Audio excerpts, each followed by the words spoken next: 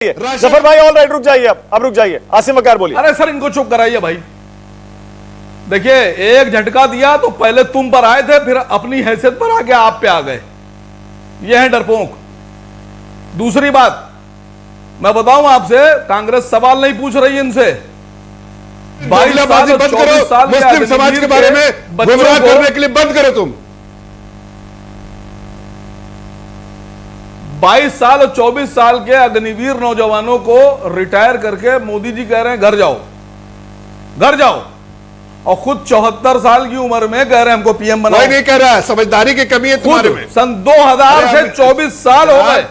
समझदारी की कमी जरा सुन लीजिए। अग्निवीर के बारे में बता दूं आपको, पद बने रहेंगे 74 साल के, फिर भी पीएम बनेंगे। हकीकत बता देता हूं। और अग्निवीर को कह रहे हैं रिटायर कर दो। लोगों को गुमराह करने का काम अब असीम वकार, आप लोगों को झूठ बोल के गुमराह करके अपने हकलाने लगे, जमीन पे खड़ा करके भाई 1 मिनट में हकलाने लगे। ये लेना चाहते हो, नहीं मिलेगा तुमको वोट। इसलिए पूरा मुस्लिम मेरा बस चल जाए, बिल्कुल नाकार, मेरा बस चल जाए तो मैं हिंदुस्तान के हर लोकसभा में जाऊं और हर लोकसभा में जाने के बाद पूछूं कि 15 लाख करोड़ क्यों माफ कर दिया। ये 3 लाख रुपए कह रहे हैं, लखपति दीदी बनाएंगे 3 लाख रुपए। 1 मिनट, अब जफर भाई 1 मिनट रुकिएगा, 1 मिनट रुकिएगा। 15 लाख पहले वाले और 3 लाख 18 लाख रुपए देंगे। 1 सेकंड आसिम वकार, अरे आसिम वकार 1 मिनट, जफर भाई 1 सेकंड, जफर भाई 1 सेकंड, 1 अरे सेकंड, समाज के लिए क्या किया पहले? 1 मिनट, सिर्फ अपने अच्छा रुकिए तो सही, 1 मिनट बंद करिए। आसिम वकार, ये जो आप माफ कर दिया, माफ कर दिया, माफ कर दिया, ये डिबेट बहुत पुरानी है और आपको भी पता है आसिम वकार, ये माफ करना नहीं होता है, ये बट्टे खाते में डालना होता है। आपको भी पता है जब किसी उद्योगपति का बैंक का लोन वो चुकाता नहीं है तो उसका क्या किया जाता है, सिर्फ किताबों से उसको रिकवरी में डाल दिया जाता है। ऐसा नहीं है कि वो माफ हो जाता है, आप भी जानते हैं ये बात। और ऐसा नहीं है कि सिर्फ एनडीए सरकार में हुआ है, ये हमेशा से होता आया है।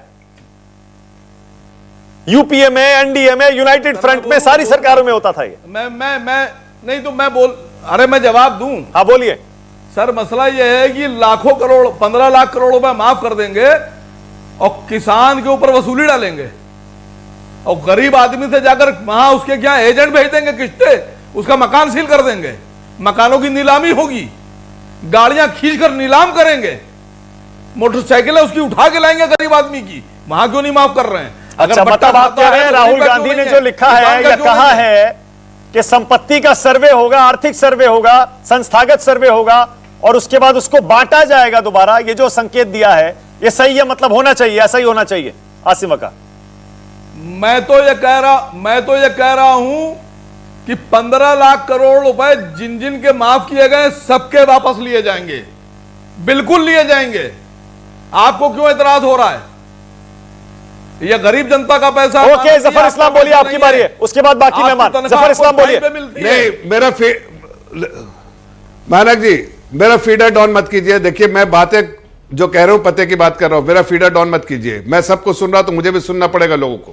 मैं ये कह रहा हूं कि ये भ्रम फैलाने का काम करती है ये जो एमआईएम।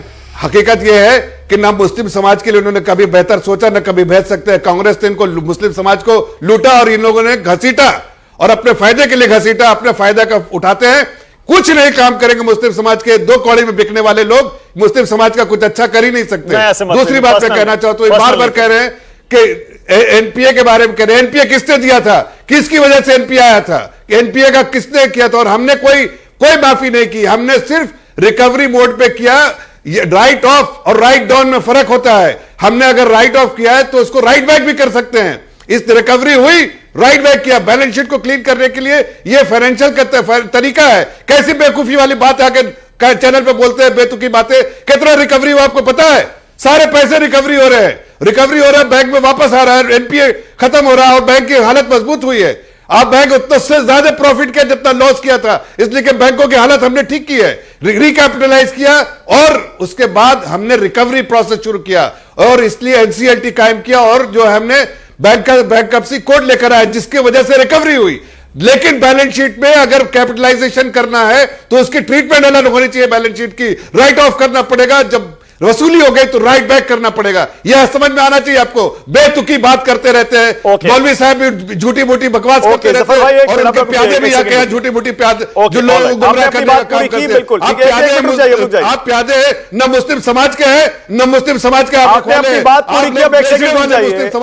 मुस्लिम समाज के बारे में बात करने का तुम्हें कोई हक ही नहीं है। अरे जफर भाई रुकिए ना, दलाल लोग आके बात करते हैं।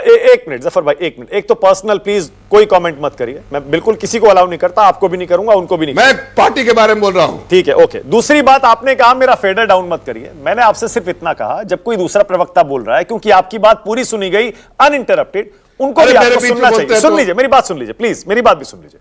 मैंने ये कहा उनको बोलने दीजिए, उसके बाद आप बोलिए। मैंने आपको मौका दिया पूरा बोलने का। अब जब आप बोल रहे थे तब आसिम वकार का फेडर डाउन था, ताकि दर्शक सुन लीजिए।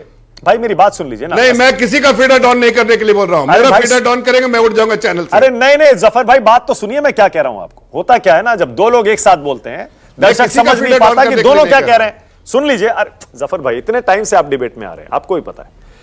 आपकी बात जब हो रही थी, मैं आपसे सवाल जवाब कर रहा था, आप बोल रहे थे, सब सुन रहे थे, किसी ने आपको नहीं टोका। जब आसिम वकार बोल रहे थे तब मैं ये चाहता हूं एक बार में एक आदमी बोले। अगर तरह की बदतमीजी की बात करें तो वो तो अलाउड नहीं है भाई, तो मैंने उसके बाद आपको मौका दिया ना। बदतमीजी की इनको क्या, मैंने उसके बाद आपको मौका दिया। मैं ये चाहता हूं एक बार में, और मेरे दर्शक भी यही चाहता है इनको एक बार में एक आदमी बोले, बस सिर्फ इतनी सी बात है। अब जब आप बोल रहे थे, मैं आपको उदाहरण देता हूं। समाज में ऐसी बदतमीजी बेशर्मी की बात नहीं करते हैं। मैं आपको उदाहरण देता हूं। अभी जब आप बोल रहे थे, दलाली करते और बात करते। सुनिए तो, अभी जब आप बोल रहे थे तब आसिम वकार बोलने की कोशिश कर रहे थे, उनका फेडर डाउन था, ताकि मेरा दर्शक समझे जिसकी बारी है वो क्या कह रहा है। चाहता हूं, हमसे उम्र में बड़े हैं, इज्जत करता हूं, लेकिन ऐसी बात नहीं करनी चाहिए किसी को भी। ठीक है, ओके, ऑलराइट। ठंडा पानी पीजिए, ठंडा पानी पीजिए, तो डायरेक्ट जवाब मिलेगा। मैं किसी को टारगेट नहीं करता हूं, ना किसी को टारगेट करने की कोशिश करता हूं। डिबेट है, डिबेट का हिस्सा अपनी अपनी बातें रखें। लेकिन अगर आप पर्सनल होंगे तो मैं भी पर्सनल हो सकता हूं ना। बिल्कुल, किसी को अलाउड नहीं और होना भी नहीं चाहिए पर्सनल। मैं तो ये मानता हूं डिबेट में जो पर्सनल हो जाए, समझ लीजिए उसके पास तर्क नहीं, बात कर, उसके पास तर्क खत्म हो गए। सुनील साजन बोलिए। वसीम अकार साहब को ऐसा लगता है कि पर्सनल होने से दो चार लोग वाह करते हैं तो इनको लगता है कि मैं दुनिया का सबसे बड़ा ये बन गया। ये गलतफहमी दिमाग से। अब मुझे आसिम वकार को जवाब देने का मौका देना पड़ेगा। 20 सेकंड बोलिए आसिम वकार, बोलिए। शराफत से जवाब दिए, शराफत से जवाब मिलेगा। बदतमीज रहिएगा तो बदतमीजी आपसे होगी, ये जान लीजिए आप। ओके, 20 सेकंड आसिम वकार, बोलिए। देखिए, मैं जफर भाई की बात को इधर सुनता हूं, इधर निकाल देता हूं। मुझे पता है बहुत परेशान है। मोदी जी ऐसा फंसा देते हैं इन लोगों को, ऐसा फंसा देते हैं, कल लगे मुसलमानों को दे देंगे, ज्यादा बच्चे पैदा करने वालों को। जफर भाई, आपकी भांजी भतीजों की बात कर रहे हैं मोदी जी, आपकी भांजियों की और भतीजों की, कि उनको दे देंगे, और आप उनको बेचारे को मान नहीं रहे। आप समर्थन कीजिए उनका, मोदी जी का। आप उनके गुलाम हैं पार्टी के, और हम लोग देश की बात कर रहे हैं। हम लोग को देश से मोहब्बत है, आपको बीजेपी से मोहब्बत। ओके, अब मुझे जफर इस्लाम को मौका देना पड़ेगा। वर्सेस लगाइए जफर इस्लाम, 20 सेकंड मोदी जी से मोहब्बत करते हैं। देखिए, मुस्लिम समाज में, ये मुस्लिम समाज की दुहाई दे रहे हैं। मैं सीधा सीधा कह रहा हूं, मुस्लिम समाज में इनको और इनके मालिक को, जो असदुद्दीन साहब है, 2 कौड़ी का दलाल समझा जाता है। उससे ज्यादा इनकी कोई हैसियत नहीं है। ऐसे मत बोलिए। ये नाकारे लोग हैं, मुस्लिम समाज के लिए के भटियारे लोग हैं।